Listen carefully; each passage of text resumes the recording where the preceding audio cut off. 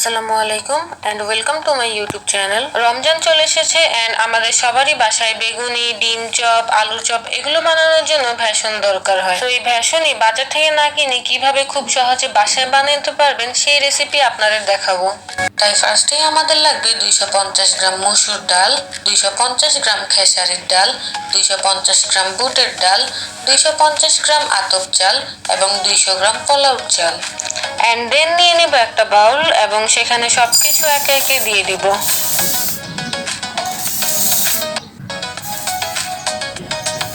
যেহেতু আমরা এখানে কোনো কিছুই ধুইনি তাই এগুলোতে একটু বালু থাকতেই পারে, তো এরকম একটি কাপড় নিয়ে আমরা উপর দিয়ে হালকাভাবে সবকিছু একটু মুছে নিব।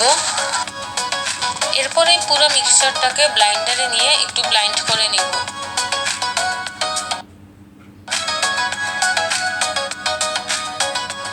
ব্লাইন্ডারে যতটা পাউডার করা পসিবল আমরা ততটাই করব, একদম মিহি করে নিব।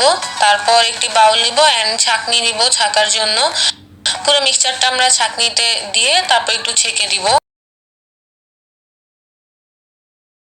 এখানে আমরা ছাকার পর যেসব বড় বড় পার্টিকেলস গুলো বের হবে সেগুলোকে আবার ব্লাইন্ডার করে দিব। পাউডারটা আমাদের এই যে একদম এমন মিহি হবে, এটাই আমাদের ফাইনাল ভেষণ। এটাই আমরা আলুর চপ, বেগুনি, ডিম চপ বানাতে ইউজ করতে পারবো। আমার ভিডিওটা যদি আপনাদের ভালো লেগে থাকে তাহলে অবশ্যই like, comment, share and subscribe করবেন।